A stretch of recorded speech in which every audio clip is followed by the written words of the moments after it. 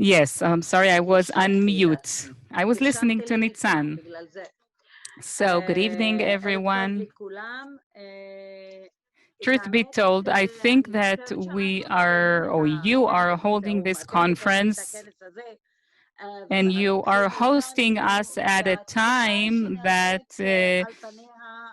seems perhaps like the best period with the peak moments of Israeli and regional politics as Netanyahu's government, the Israeli government, informs us every other day of an ostensibly peace accord signed with yet another Arab country and another Arab country. All of them, by the way, definitely match Nitzan's descriptions regarding the connection between Netanyahu's government and the right-wing governments and the governments that oppress their people, both in Europe and in Africa, and now also in the Gulf countries, in the Arab world, in our region. These countries are ruled by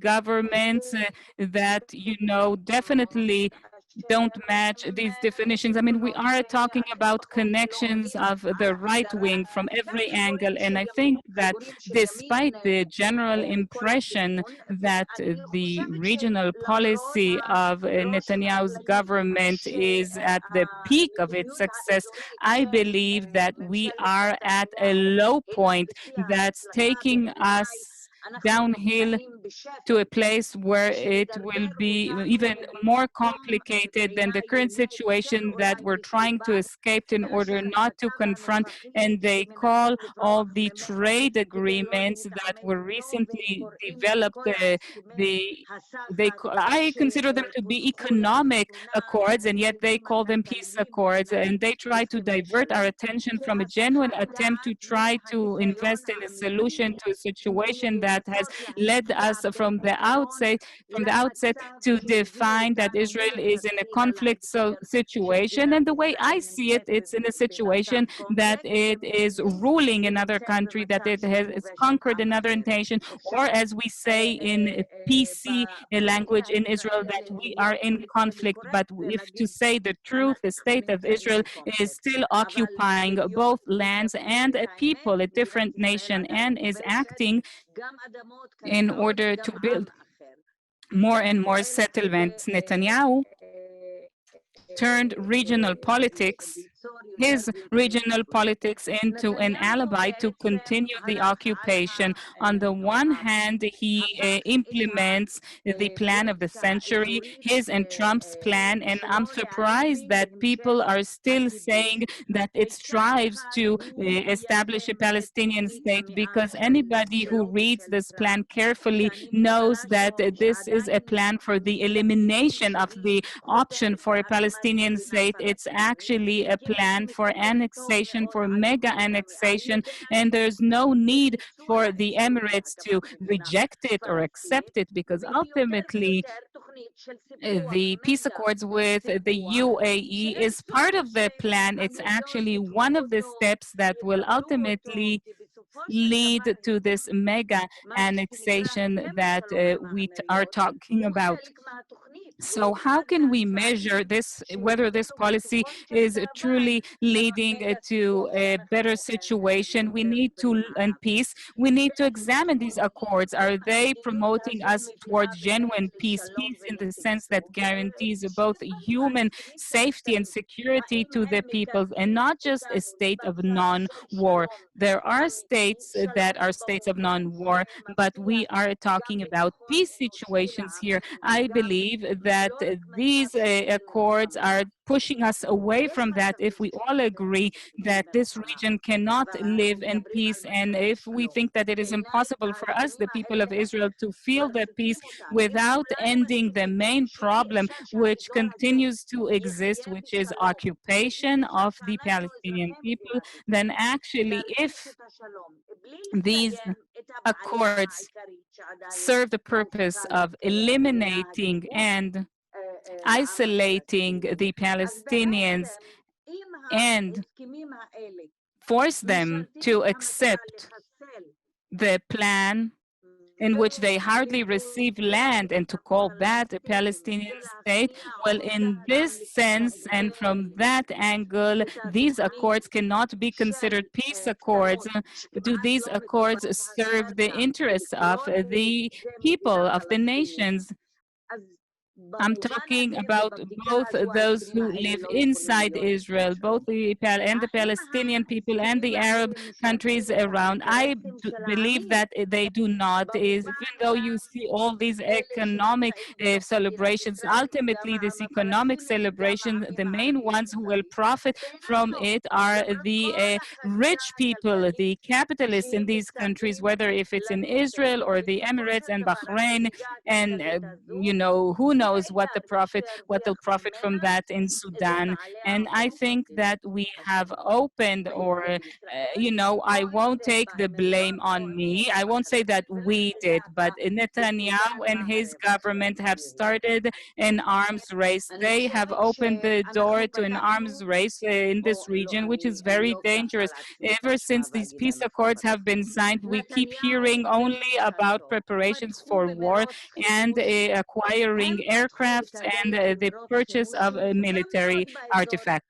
This is something that cannot be a situation that somebody who signed this agreement ever thought that we're entering a new era of peace. So the second point is that this triangular alliance that was created between the administrations in Bahrain or the Emirates or Sudan and Israel and the US until the 3rd of November at least, this triangular alliance created around it a business community that is focusing on energy, cyber, and weapons. And we hear more and more about the procurement of capabilities, intel capabilities, and trading in aircraft. This is not the atmosphere of peace. This is the atmosphere of preparation for war. This is the atmosphere that in the military language that will tell me and teach me that it's a matter of deterrence. Deterring who? Deterring who? This axis that Netanyahu has built vis-a-vis Iran and certain countries in the Arab world. This means preparations for a new conflict and a new war that people want to bring us into. And this is a situation of a takeover, perhaps not a hostile takeover, maybe a more pleasant one under the guise of peace. It is taking over other peoples in the regular economic way without the use of an army.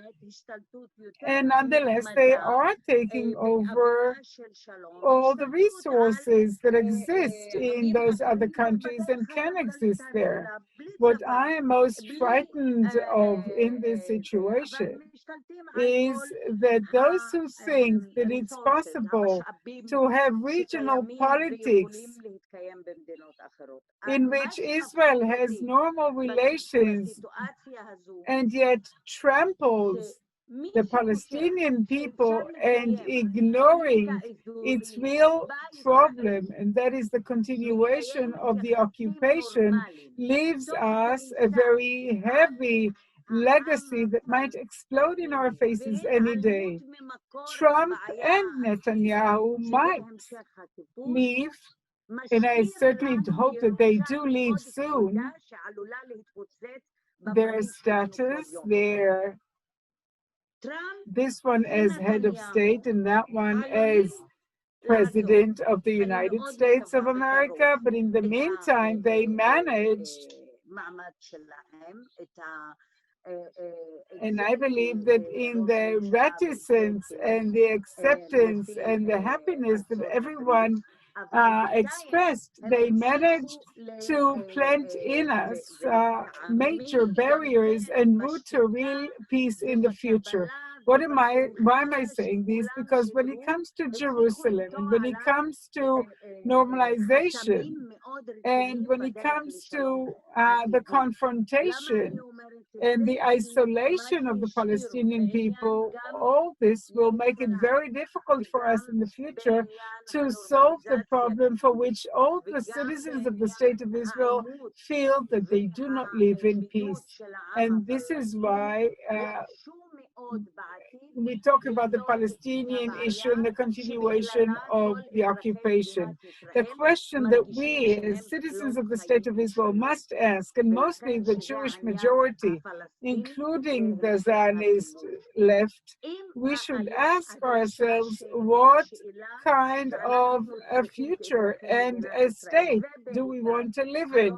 Because for the time being, Netanyahu is building the apartheid state, and the applause and the joy and the happiness when witnessing those steps building the apartheid state do not help us in building a real, genuine democracy and end the occupation. Hence, I believe that this is the time to say things in the most clear way, to say that the moments of success that are being registered are nothing but the beginning of a very worrisome deterioration.